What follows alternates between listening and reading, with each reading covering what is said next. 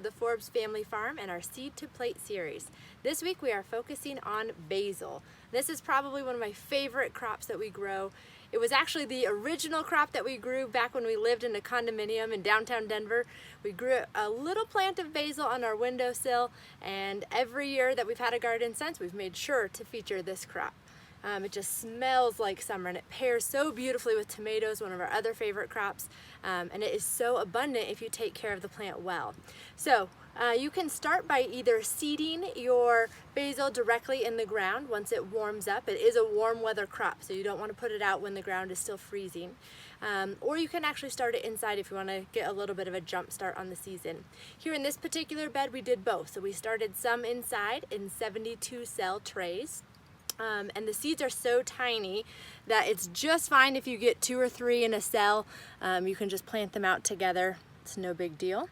And if you don't actually want to start from seed, basil is one of the plants that you can find just little seedlings at almost any grocery store in the spring. So definitely would encourage you to try it out no matter what your gardening space looks like. So when you actually get started with your basil plant, a few things to really help it be prolific.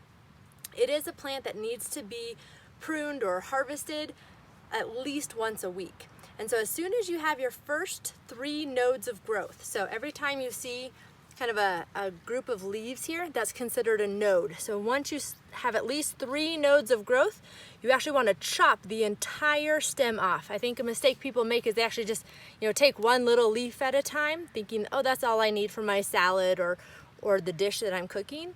But basil is a plant that bifurcates. So when you actually cut through the entire stem, where you make that cut, it will then branch off into 2 separate stems. So you are essentially doubling your yield if you actually cut the entire stem rather than just taking a single leaf. So once you have those first 3 nodes, start cutting and prune hard every single week. So this will actually last you all season long. You do want to be careful though that you stop it from flowering, because as soon as it starts to flower, the stalk gets woody and hard and just the flavor is not as great. So you can see here, this little plant is starting to flower. So when it's still at this stage, it's just light green like this, you literally can just take your fingers and prune it right off and get the flower out of there. And then this plant will continue to grow. Once you get to the point where it's a little further on, I don't know if we have a good example of it here, but you'll actually get big, long, white flowers. It might be hard to save it to actually get it to come back to full production after at that point, because it really does start to get woody and hard, because the plant is essentially dying at that stage and it's trying to produce seeds for that next generation of plants. But as long as you are pruning and harvesting and using it every week, it is a great option. It will last you all season long, and you can dry this herb really well, and it's great in so many different uses. I think in just a little bit we'll take you inside so you can see how we make our Caprese salad, one of our favorite ways to feature basil. But it is a great crop to throw on any Italian dish, to put it on your pizza. We'll actually just take whole basil leaves and throw them into a green salad mix. Adds a great little punch of flavor. So enjoy. I hope you have great success with your basil plants.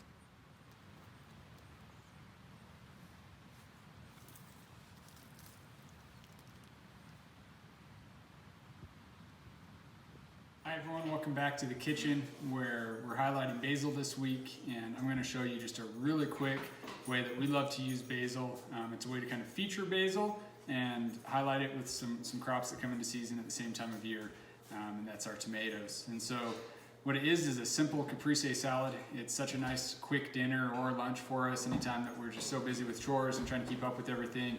Maybe we don't have quite as much time to pull a meal together as we normally would. This is one of our go-tos, and so it's real simple. The ingredients are simply tomatoes. These large heirloom tomatoes like we have here are excellent for this recipe. This is a Valencia tomato, and this one is an early wonder, and I got 2 colors intentionally, just it adds a nice little flash of color in the dish, which you'll see. And then mozzarella cheese, which you can see. In this case we have a store-bought log of mozzarella cheese. We have made our own mozzarella cheese before, and it's always fun when we can use homemade things and including cheeses like that. But in this case, this is just a store-bought, pretty easy to find mozzarella cheese log.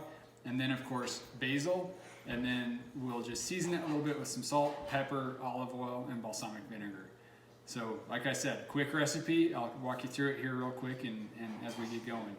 This is one of the few recipes or preparations where a serrated knife works really well. Tomatoes in particular, it seems like using a straight blade like a chef's knife or something along those lines is just always a little bit challenging. It seems like you kind of mangle the fruit.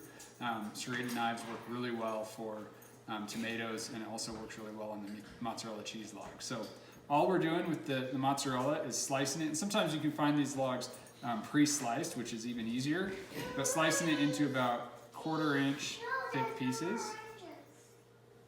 So with our mozzarella sliced into about 1/4 inch pieces or so, all that we really do is start laying out the dish by taking the mozzarella pieces and setting them gently on our plate.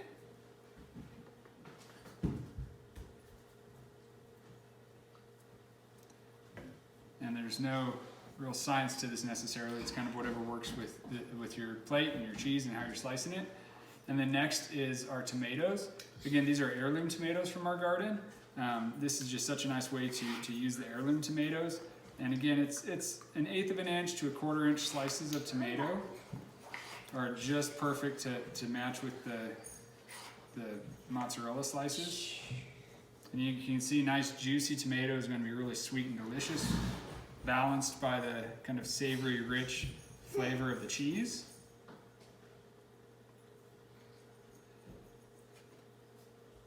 And then just cutting off the end pieces, which are still perfectly good to eat. And just this case, it's just kind of nice to have the tomatoes laid nice and flat like this. And so I'll do the same thing with our orange Valencia tomato, which is just one of our very favorite tomatoes. It's really sweet, and as you can see, it holds together well. It's both juicy, but it's also pretty meaty, and so it's excellent for this kind of preparation. And with our tomatoes laid out just on top of our mozzarella slices, the next step is to put our basil on, which is again the feature of this week. And one of the ways that I like to do basil sometimes is just using a pair of kitchen scissors and being able to snip the basil leaf off and simply place it on top of each of our tomato slices. And using scissors like this with basil and really with many herbs is such an easy way to slice or prepare the herbs as opposed to trying to use a really small knife. So one of the nice things that you can do with the scissors that's so quick and easy is we use large leaves in this preparation, but you can also just take some leaves if you want little strips and simply clip the strips, holding it just above where you want them, which a lot of times when you're using herbs as a garnish, this is just such a quick, easy way to garnish with it, as opposed to trying to slice it with a knife. And it's just, again, quick, easy, saves a little bit of time and a nice trick to know. So once we have our mozzarella cheese, our tomato, and then our basil ready, all we're going to do is season and garnish it with a little bit of olive oil, balsamic vinegar, and salt and pepper.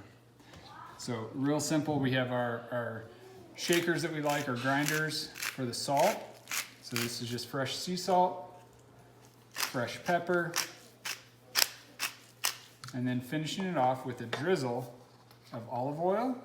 And again, this is where there's not really a science. I can't say necessarily, oh, you're going to use a 1/2 tablespoon of olive oil. It's kind of what your preference is in terms of flavor and how much you're making.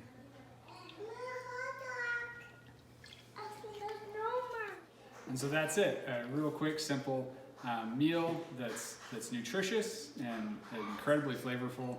A simple Caprese salad.